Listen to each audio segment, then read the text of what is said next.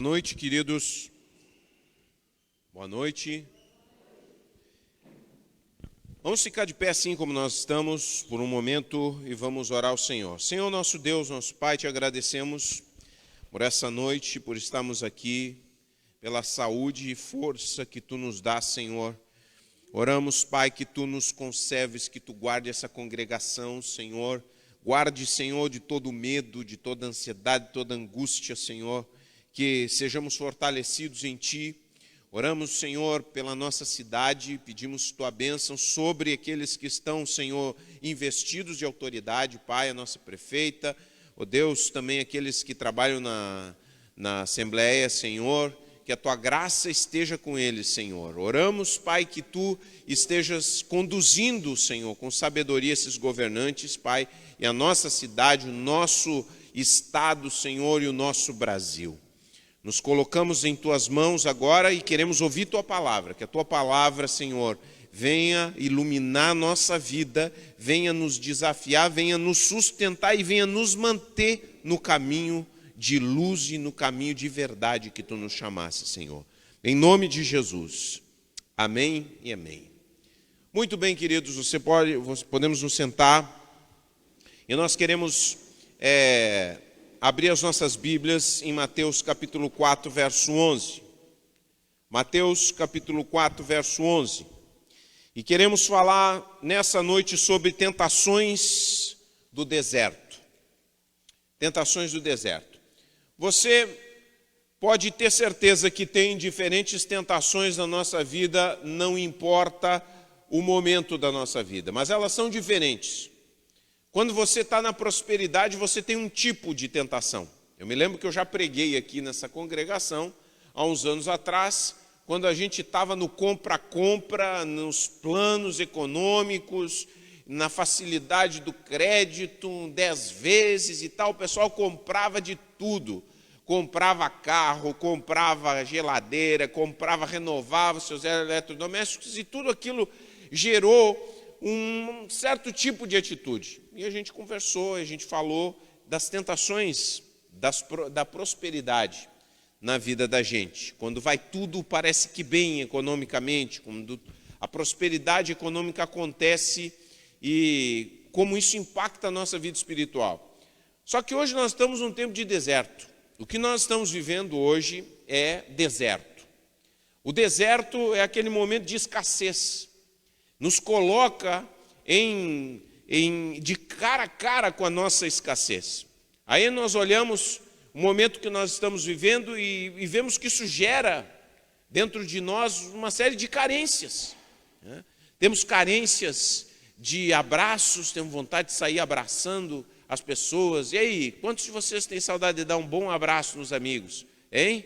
Legal, né? Dar um bom abraço no final do culto, aqueles 20 abraços famosos. Talvez que você pensava assim, o pastor é um chato de galocha, falando sempre isso, toda a vida, anos aqui na igreja. Agora, quando voltar, você puder dar abraço, você diz, ai, como é bom poder dar 20 abraços. Aí você vai dar mais do que 20 abraços. Mas a gente fica carente.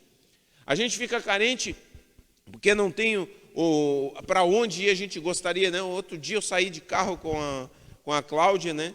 E a gente ia passando em alguns lugares de noite, assim, só para dar uma voltinha, porque a gente tem que de vez em quando dar uma voltinha, pelo menos de carro. Aí a gente vai passando os lugares e vai pensando assim, puxa vida, olha aquele lugar ali, né? Que legal e tal. Que vontade, né, de sair, de poder ir em um determinado lugar legal. Essas são pequenas coisas, e tem as maiores, que nos colocam face a face com essa carência que gera o deserto que a gente está vivendo. É um momento extremamente difícil. Então, quando a gente fala tentações do deserto, olhamos aqui para Jesus. Jesus é levado ao deserto, ele está jejuando, e ali ele é tentado. E nós estamos também num momento de deserto. E nesse deserto, nós somos tentados. Somos tentados por causa dessas carências. Então você sente ansiedade, você sente estresse, você sente medo, você sente um pouco de solidão também. Você gostaria de visitar sua família, não pode. Não adianta, o Zoom não mata a saudade da família. Você olha no Zoom, você tem vontade de ver família. Você gostaria de visitar. Você gostaria de ter ajuntamentos. Tem uns que não são tão sábios e que fazem ajuntamentos, não deveriam fazer. Mas o certo é que nós estamos limitados e, por mais que nós sejamos meio sem noção, de alguma forma, o clima, a situação, ela se oferece para nós como um momento de deserto. As coisas não são, a gente gostaria de que fossem como eram, mas não são, não adianta a gente se enganar. Tem dias que a gente levanta, não sei se isso acontece com você, mas comigo acontece, de vez em quando, e olha que eu estou bem amparado em muitas coisas, mas tem dias que eu me levanto e eu sinto uma angústia dentro do meu coração por aquilo que está pensando, poxa vida, se é que isso aqui está acontecendo, meu Deus do céu, eu planejava nessa altura, já está, né? A gente chegou a pensar 15 dias e deu. É deserto. E quando a gente está no deserto, assim como Jesus estava no deserto, o que acontece? O diabo chega para nós, quando estamos no deserto, o diabo chega para nós e nos traz soluções. O diabo nos oferece, o tentador nos oferece. É claro que todos nós somos tentados de acordo com a nossa própria cobiça e as nossas fraquezas. Mas o inimigo chega diante de nós propondo solucionar o nosso problema. Você olha aqui Jesus, então o diabo foi embora e anjos vieram e serviram Jesus, Mateus 4:11. Mas quando Jesus está no deserto, o diabo vem propor soluções para Jesus. Primeiro, pão. Jesus estava com fome, o diabo propõe, olha, tu tem poder, gera esse pão para ti mesmo. Jesus está começando o momento de implementar o reino.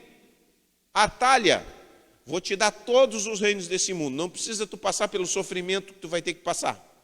Não precisa cruz, não precisa pregos, não precisa sangue, nada. Faz isso aqui que eu vou te dar todos os reinos.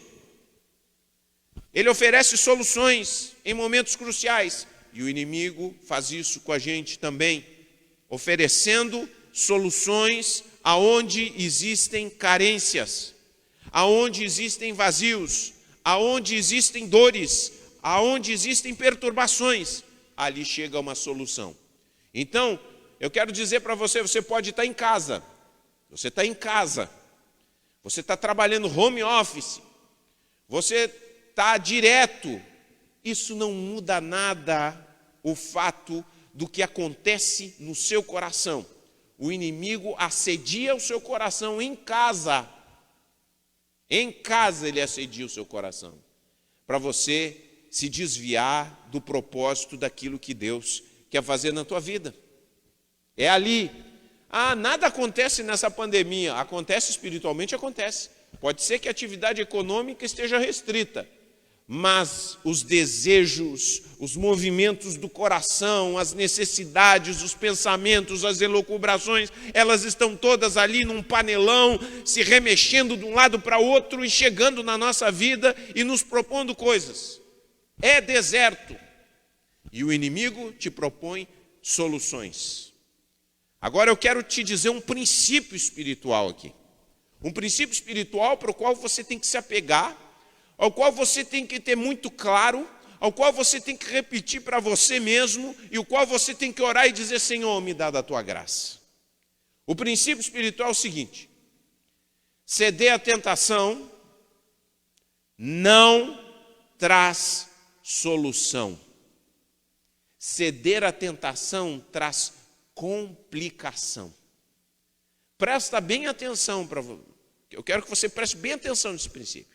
Ceder à tentação jamais vai trazer solução. Ceder à tentação vai te trazer complicação. Aí você olha Jesus, e você talvez olhe para Jesus e diga assim, olha para esse texto, capítulo 4, e você olha para Jesus no deserto e pensa assim, essa tentação aqui é fake. Jesus não deve ter realmente sido tentado, isso aí é uma historinha aí para dar como é que se diz, um drama, né? Um susto na gente. Não, Jesus era Deus. A Bíblia diz que ele era Deus e era homem. Totalmente Deus, totalmente homem. É o segredo da encarnação. assim como é o segredo da Santíssima Trindade. 3 pessoas em um, segredos daquilo que está para além do físico. Fisicamente não entendemos isso, são princípios que estão na metafísica, estão para além das questões físicas. São segredos, mistérios que não estão aquém do entendimento, mas além da nossa capacidade de entender. Mas ali está a palavra de Deus nos dizendo que Jesus foi tentado. Se Jesus tivesse cedido à tentação, não teríamos o Evangelho. Não leríamos o Evangelho. Você pensa em vidas vivendo ao longo da história atormentadas, sem soluções, sem esperança, sem ressurreição. Nós não sei nem se chegaríamos ao ano 2000, porque é a civilização cristã, é a moral cristã, é o princípio espiritual que vive na sociedade e que, a despeito de todo o desprezo, de toda a crítica, está ali vivo, operando na vida dos homens, que mantém o tecido social ainda vivo. Você olha para a civilização ocidental e as coisas mais caras, mais sólidas, mais compassivas que existem, vieram de inspiração cristã, da presença do Espírito Santo de Deus. E isso porque Jesus disse não à tentação. Não às soluções do diabo. Não aos atalhos para o reino. Não às propostas de adorar o espírito desse mundo. Não, Jesus foi totalmente contracultural. Ele disse não. E nós vivenciamos essas realidades porque somos em dimensões menores, mas somos servos de Jesus e nós vivenciamos essas realidades de tentação também. E o nosso futuro é muito impactado pela vida que a gente constrói a partir da tentação. Quando nós resistimos à tentação, olha só que princípio maravilhoso que a gente tem aqui. Mateus capítulo 4, verso 11. Anjos vieram e serviram a Jesus. Quando nós, na solidão das tentações, nos momentos em que estamos empurrados para o precipício, mas que temos dentro de nós a possibilidade, dada pelo Espírito Santo de Deus, porque você recebeu isso do Espírito Santo de Deus, você recebeu a possibilidade de dizer não. Você tem esse poder agora, que foi dado por Jesus, de dizer não. Quando você exerce esse direito, esse arbítrio livre que Deus te deu, você constrói uma outra estrada. E aí você vem, os anjos vêm e servem a Jesus. O que acontece depois que Jesus diz não à tentação? Acontecem coisas maravilhosas. Ele proclama o reino, o reino está próximo. O reino é anunciado, o reino se estabelece em Israel. As curas vão acontecendo, o poder, o domínio de Deus dentro da humanidade começa a ser demonstrado. A obra de Deus começa a se estabelecer. Algo novo acontece e vai chegando e veio chegando até nós. Extraordinário o que Deus fez, começou há 2000 anos atrás através de Jesus. Por quê? Porque no momento crucial, fundamental, Jesus disse não. Não. Vai-te embora, Satanás. E Satanás foi embora. Agora, quando nós dizemos sim, nós convidamos a presença daquilo que eu digo que é o cachorrão. O cachorrão vem para a nossa vida. Esse pitbull que a princípio, porque quando você diz não à tentação, quando você diz sim à tentação, parece que não acontece nada. Fica tudo calmo. Você convida esse pitbull para vir para a sua vida. E aí e o pitbull é calminho, né? Você já viu como é que é o pitbull? Quantos já chegaram perto de uma casa que tem pitbull? É engraçado, os donos todos dizem a mesma coisa. Não, pode chegar tranquilo que ele é mansinho. Enquanto não dá um loquedo nele. Aí dá um loquedo nele e ele vai nhaque, mata o seu dono, morde, já vi, porque ele tem um problema já genético, o pitbull. Ele tem um problema que ele dá um ataque de fúria nele e é imprevisível o que ele pode fazer.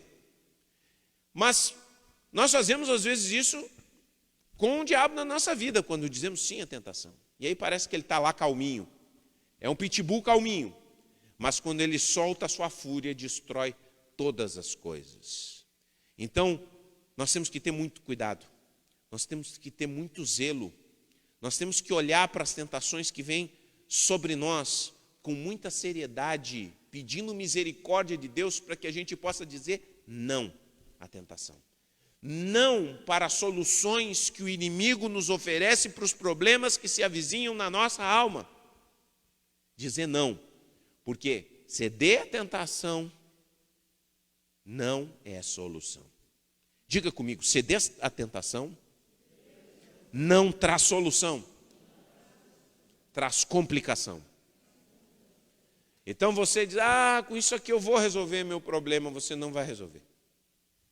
Você está carente, você está dizendo, pobrezinho de mim, eu vou ceder um pouquinho, vou aliviar um pouquinho a minha vida, vai dar um jeito para mim. Não vai.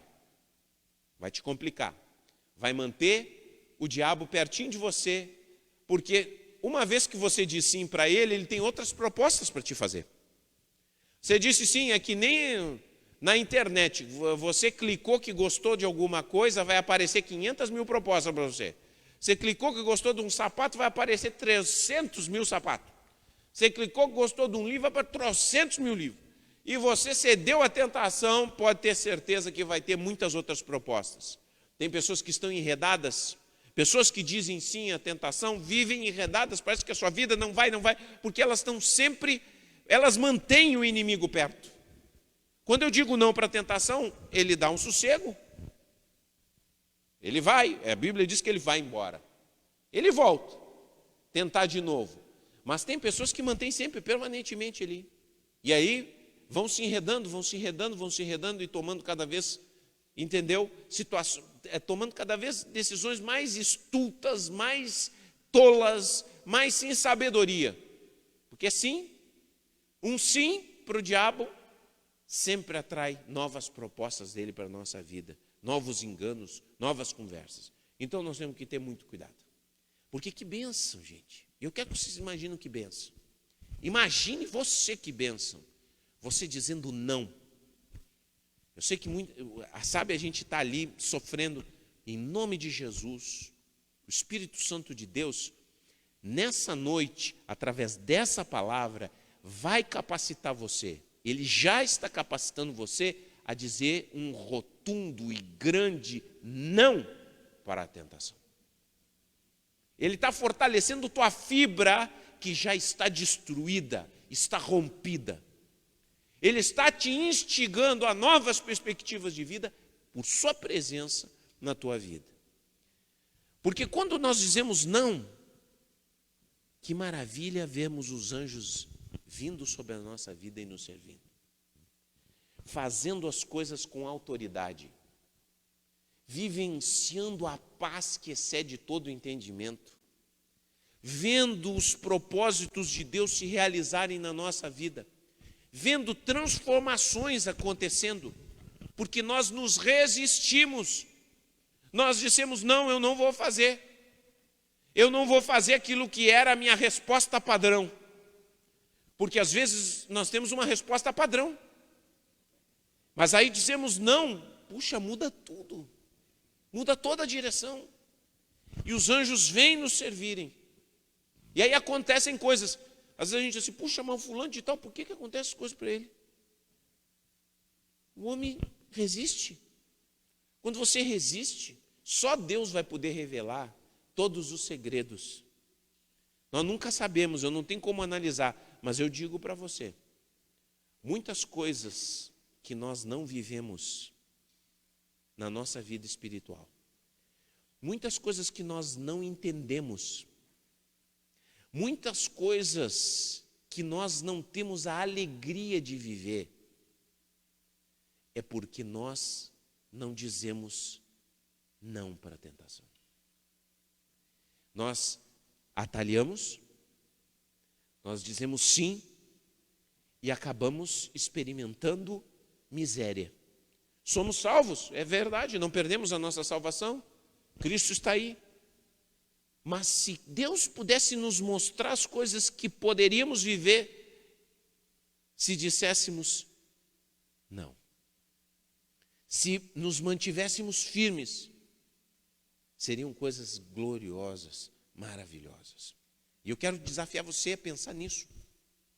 Eu quero desafiar você a pensar não nas ilusões que o inimigo constrói para você, não nas propostas, não nas coisas, porque tem pessoas que estão sonhando com pecado.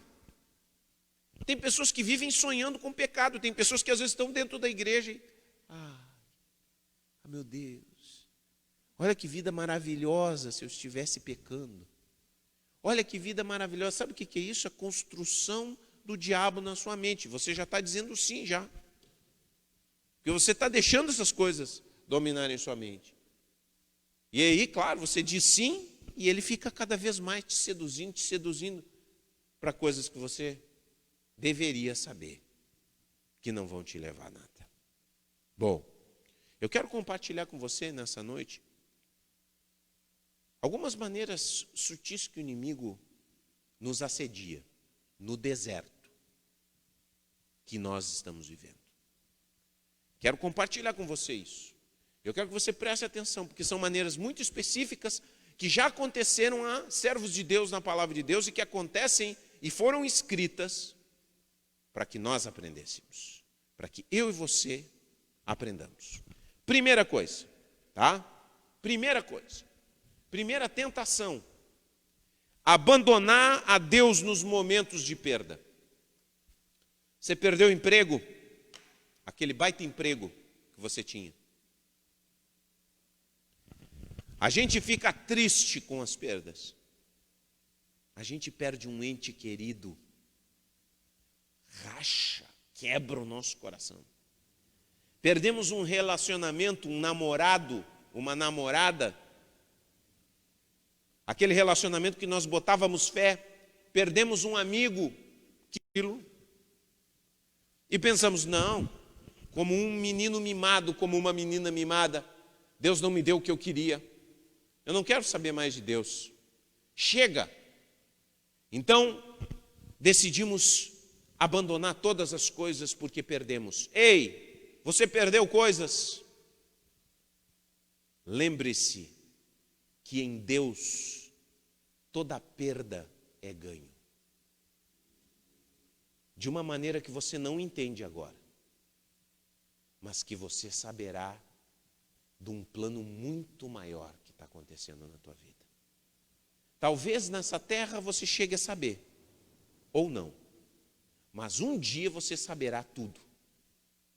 Em Deus toda perda é ganho. Agora, sem Deus, todo ganho é perda. Todo ganho é perda. Lembra daquele homem rico dentro da Bíblia que Jesus conta a parábola? Ele junta nos seus celeiros e diz, eu tenho coisas para muitos anos. E Deus fala com ele, louco, essa noite pedirão a tua alma e o que tens para quem será? Em Deus, toda perda é ganho. Sem Deus, todo ganho é perda. Então, nos momentos de perda, o inimigo te sussurra, afrouxa os limites morais, larga a mão, fique firme em nome de Jesus e você vai ver os anjos te servindo. Fique firme e você vai perceber um significado na sua vida espiritual, uma direção que você nunca experimentou. Fique firme, meu irmão. A segunda tentação é voltar aos velhos pecados. Tem aquele ditado, o gato perde as unhas, mas não perde as manhas. Todos nós aprendemos a nos defender e sobreviver na vida antes de conhecermos a Jesus.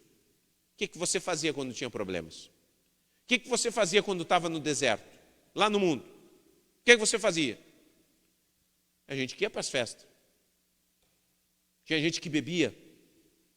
Tinha gente que ia para a pornografia.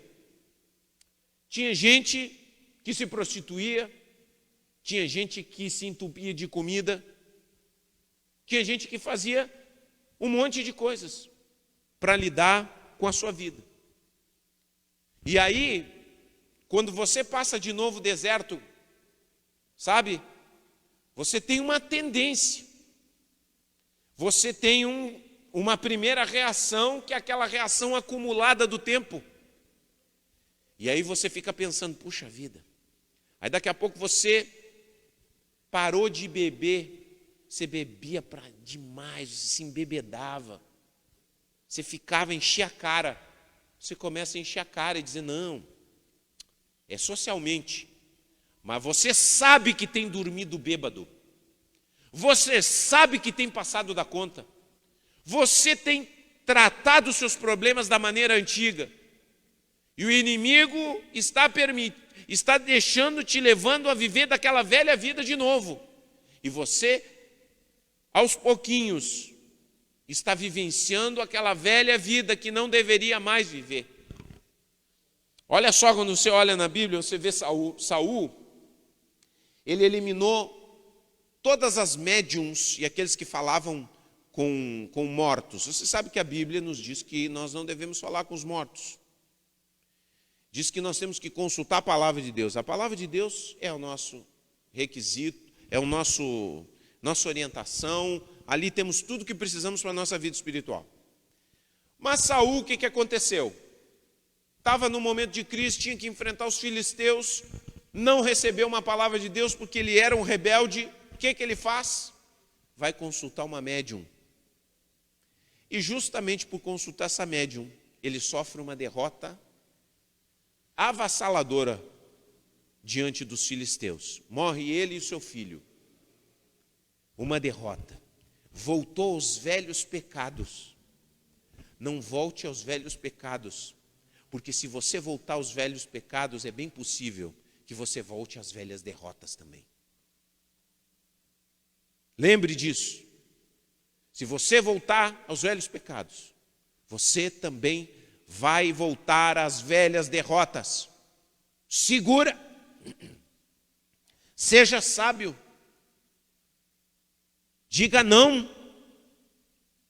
Porque embora esteja difícil, o Senhor vai trazer escape para você.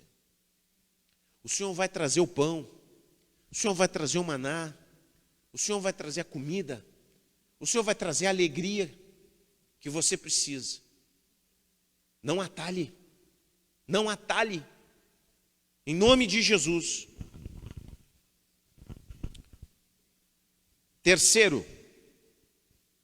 Terceira maneira como nós muitas vezes somos assediados pelo inimigo no meio do deserto.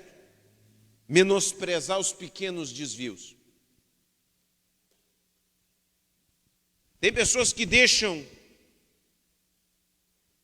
nesses tempos, deixam o seu tempo devocional de estudar a palavra de Deus, de orar, de buscar a Deus, porque querem dormir um pouquinho mais.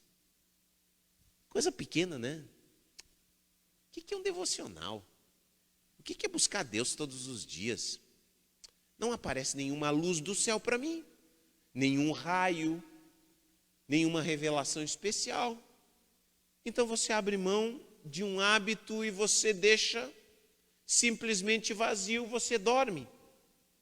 Que mal há em dormir e não ler a palavra e não buscar aprofundar o seu coração e sua mente nas coisas de Deus? Meu Deus, isso é uma coisa pequena, aparentemente pequena. Você se desvia um pouquinho. É só um pequeno desvio. Mas daqui a 10 anos, você é um crente analfabeto, você é um crente fraco, você é um crente ignorante, você é um crente enganável, qualquer um passa a conversa em você. Você é um crente frágil, frágil. Você é um pai de família frágil. Porque a sua mente não foi alimentada com as palavras de Deus. Você é presa fácil do sistema. O sistema que está aí te leva com muita facilidade. Você imita o mundo sem se dar conta. Você vai na decadência e na corrupção. Você acusa os outros sem se dar conta. Porque sabe o que? Você não tem o espelho da palavra. Um pequeno desvio. A Bíblia fala de Geazi, que era ajudante de Eliseu. Naamã vai até Eliseu e através de Eliseu, Deus cura a vida de Naamã, que era um eminente guerreiro da Síria. Era leproso. Ele mergulha 7 vezes no Rio Jordão e ali ele é curado. E ele chega e diz: eu tenho ofertas aqui, Eliseu. Ofertas, tenho prata e tal. E Eliseu disse: não é a hora da oferta. Não é a hora de receber oferta. E olha que estava uma crise tremenda em Israel. Pois justamente ali Deus dirigiu Eliseu: não recebe oferta. E Eliseu disse: não. E Geazi pensou com ele: puxa vida, aqui é uma oportunidade. E aí quando Naamã se afasta de Eliseu, Geazi vai atrás dele e diz: olha, o meu senhor mudou de ideia, me dá um pouco de prata e 2 mudas de roupa, né? Beleza. Aí Naamã, com toda a alegria de quem tinha recebido a bênção, tinha sido purificado da lepra, dá a ele aquilo que ele pediu. Quando ele volta, Eliseu, que era um profeta com revelação de Deus: o que tu andou fazendo, Geazi? Tu já não sabia que isso não podia acontecer? Não sabia que essa é a ordem de Deus? E aí então Geazi ficou leproso com a lepra de Naamã. Pequenos desvios podem nos levar a um grande arrependimento. Porque os pequenos desvios, eles vão aumentando dentro da nossa alma. Tem pessoas que não ligam para o tempo com a família, tem pessoas que só trabalham. E isso é uma tentação, é um pequeno desvio. Tem pessoas que estão dentro de casa e não falam com a esposa e não falam com os filhos. Não adianta o homem estar dentro de casa se ele não fala com a esposa.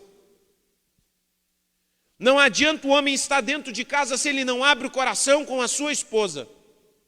Não adianta o homem estar dentro de casa se ele não diz o que vai dentro da sua alma, suas lutas e o que vai dentro da sua cabeça.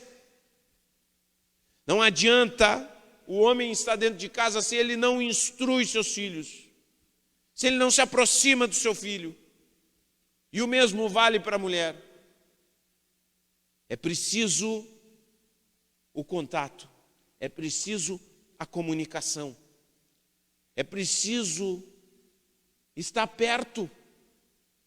E aí nós nos desviamos disso e ficamos trabalho.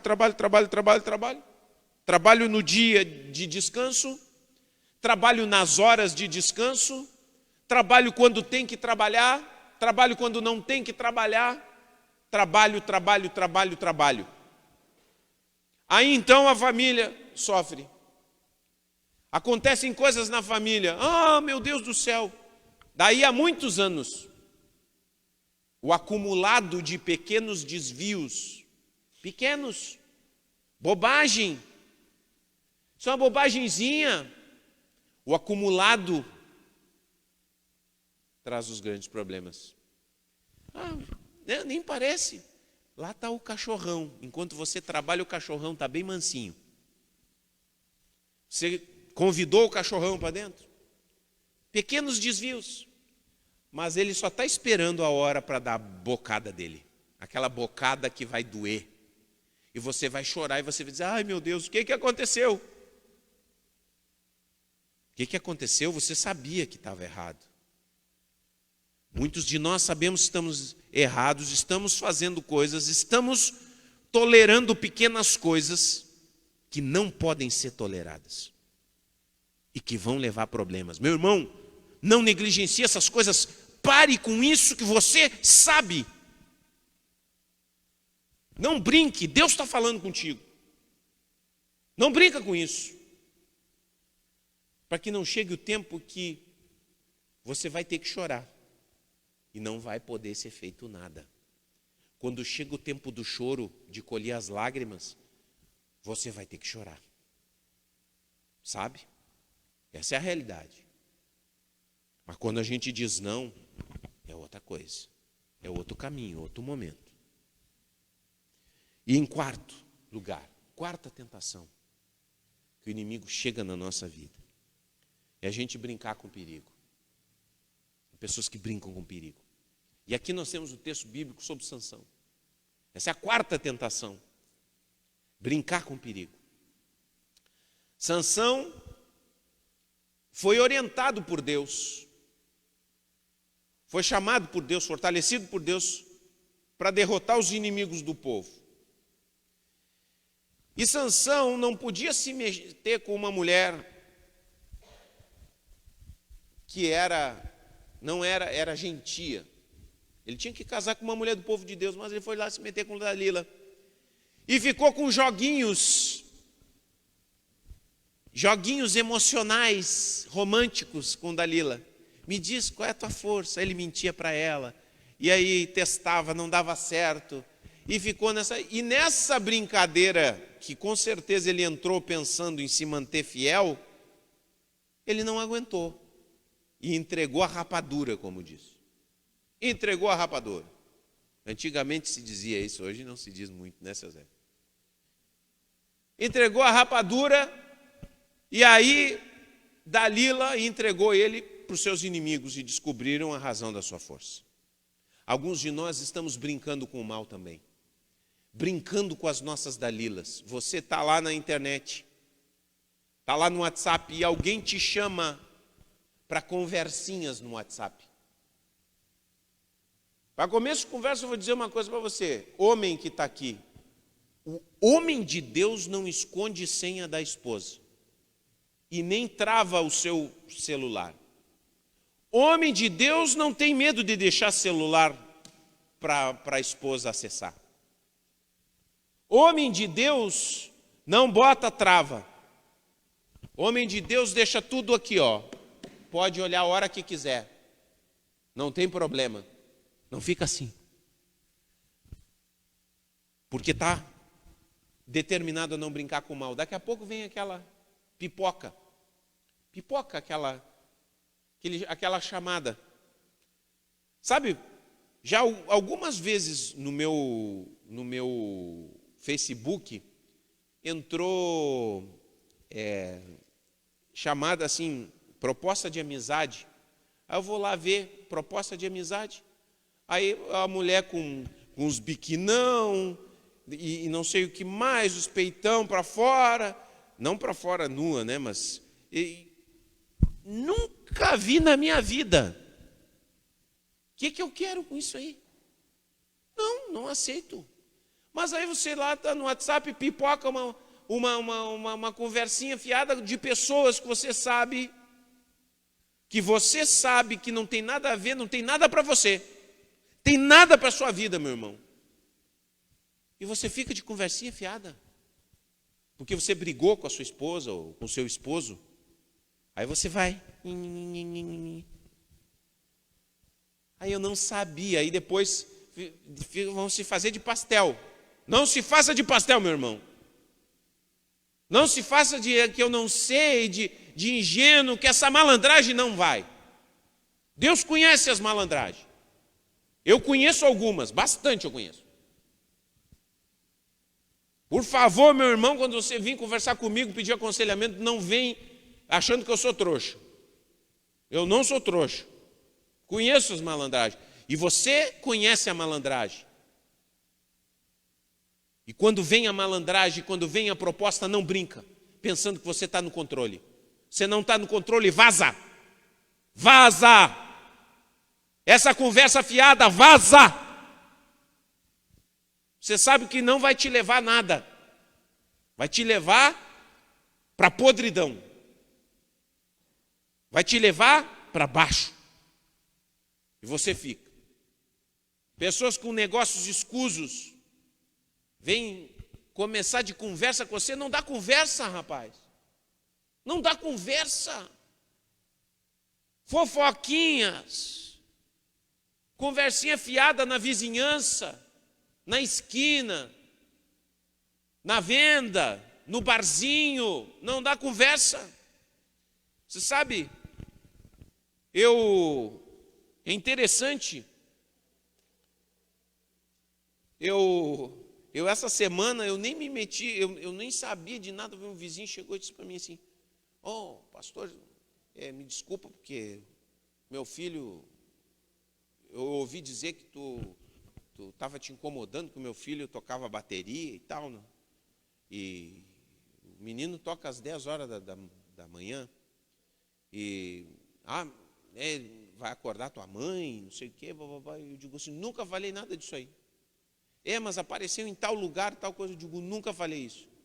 E gosto muito que o teu filho toca bateria, acho maravilhoso. Olha só, eu nunca tinha ido em lugar nenhum falar nada sobre isso, inclusive dentro da minha casa falava a favor e contente, que eu sou eu sempre digo, falei no outro culto, falo agora para os idosos esquecem que foram jovens, e ficam enchendo, e ainda boto na minha conta, boto na conta do pastor que nunca falou nada, que é totalmente, eu sou um semi-idoso, então, totalmente a favor. A gurizada aí fazendo bobagem, vão aprender um instrumento, eu vou aplaudir, rapaz. Vou aplaudir. Vou estar atrapalhando a vida. Chega as conversas. Imagina que eu não dou conversa, eu não tenho um papinho de bobo comigo, não tem. Não tem conversa fiada. Não fico conversando fiado, bobagem, para me enredar minha vida. Não faça isso também, não brinque com o mal. Porque às vezes você te enredam, imagina você com. O inimigo vai te enredar. Então nós temos que cuidar com as tentações. Cada um de nós tem, nesse tempo de deserto, cuidar com as tentações.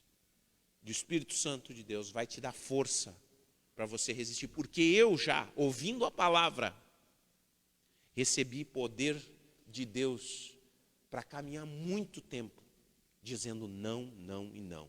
Você está ouvindo essa palavra e é essa palavra que vai te dar força para dizer não, não e não. Amém? Diga comigo, não. Aleluia. Vamos ficar de pé então, em nome de Jesus.